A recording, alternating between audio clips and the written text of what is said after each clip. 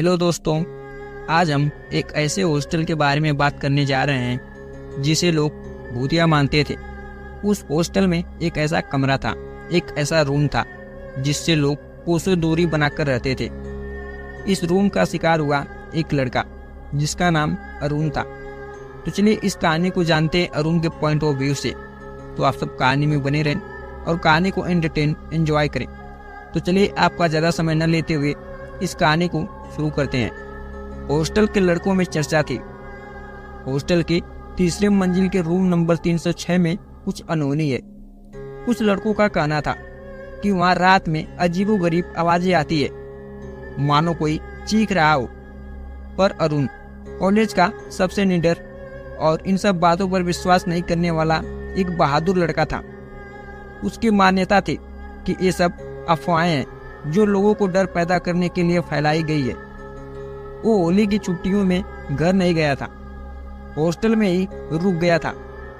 उस दिन पूरी मंजिल खाली थी, केवल अरुण ही वहां पर था। उसे लगा कि ये अकेले रहने का एक अच्छा मौका है। रात को अरुण ने अपने लैपटॉप पर मूवी देखने का सोचा।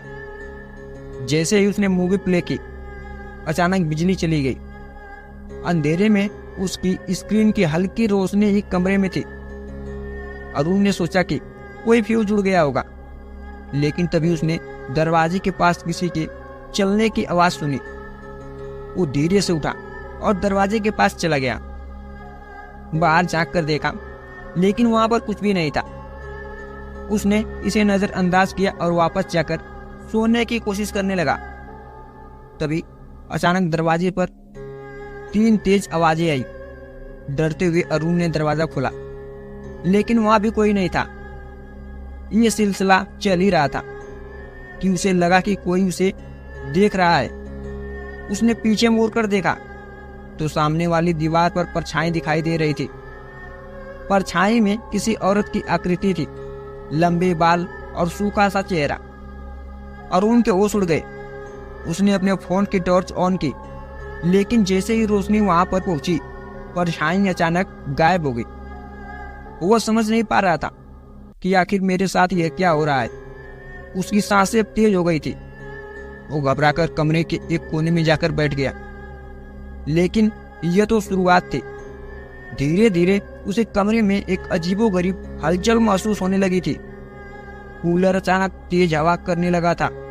अलमारी के दरवाजे खुद ही खुलने और बंद होने लगे थे। अरुण ने खुद को संभालने की कोशिश की और कमरे से बाहर निकलने का फैसला किया। वो जैसे ही दरवाजे के पास पहुंचा, दरवाजा खुद ब खुद बंद हो गया। अचानक एक ठंडी हवा का झोंका आया और उसे महसूस किया कि कमरे का तापमान तेजी से गिर रहा है। अरुण ने फिर से दरवाजा खोलने की कोशिश की, लेकिन दरवाजा जाम हो चुका था। उसे अंदर ही किसी और की आवाज सुनाई दी, तू यहाँ क्यों आया है? अरुण ने पीछे मुड़कर देखा, लेकिन वहां पर कोई नहीं था। वो डर के मारे चिल्लाया, कौन है? सामने आ। कोई जवाब नहीं आया। तभी उसे महसूस हुआ कि उसके पीछे कोई खड़ा है। जब वो मुड़ा तो उसने एक डरावनी आकृति देखी। एक औरत, सफेद साड़ी और बाल बिखरे हुए, आंखों में खून जैसी लालिमा थी। उसकी आवाज में सिरन थी, यहां से चला जा, वरना मैं तुझे नहीं छोड़ूंगी। अरुण घबराकर दरवाजे को जोर से धक्का देने लगा। किसी तरह दरवाजा खुल गया और वो दौड़ते हुए बाहर निकला। वह सीढ़ियों से नीचे भागता रहा और पीछे मुड़कर बिल्कुल भी नहीं देखा। आकृति उसे देख ही रही थी। उसकी आंखों में अजीब सी चमक थी। अरुण भागते भागते रुक गया और देखा कि हॉस्टल के नीचे का गार्ड भी वहां पर नहीं था। अरुण ने खुद को किसी तरह संभाला और नीचे जाकर बैठ गया। तभी उसे किसी ने उसके कंधे पर हाथ रखा और उसने मुड़कर देखा तो वही आकृति उसके सामने खड़ी थी। अरुण के होश उड़ गए और वह बेहोश होकर गिर पड़ा। अगली सुबह हॉस्टल के दूसरे छात्र वापस आए तो उन्होंने अरुण को वहां पर बेहोश पाया। जब उसे होश आया तो उसने किसी को यह बात नहीं बताई, लेकिन उसकी आंखों में डर साफ झलक रहा था। वो कभी भी उस मंजिल पर जाने की हिम्मत नहीं की। उसके बाद अरुण हॉस्टल छोड़कर चला गया। इस घटना के बाद रूम नंबर 306 को हमेशा के लिए बंद कर दिया गया। कहते हैं कि वहाँ आज भी रात को चीखें सुनाई देती है। अरुण की कहानी पूरे कॉलेज में फैल गई और किसी ने भी उस कमरे के बारे में फिर से बात करने की हिम्मत नहीं की। तो मेरे दोस्तों, यह कहानी हॉस्टल के अंधेरे और रहस्यमय पहलुओं को उजागर करती है, जहाँ एक रात अरुण के जीवन को बदल देती है। अरुण का साहस और संकल्प उसे डरावनी घटनाओं का सामना करने में मदद करता है, लेकिन आखिरकार उसे मानना पड़ता था। कुछ चीजें इंसानी समझ से परे होती है, तो हमें इन सब चीजों से और ऐसी रहस्यमय घटनाओं से दूर रहना चाहिए। एक नॉर्मल जीवन, एक साधारण जीवन व्यतीत करना चाहिए।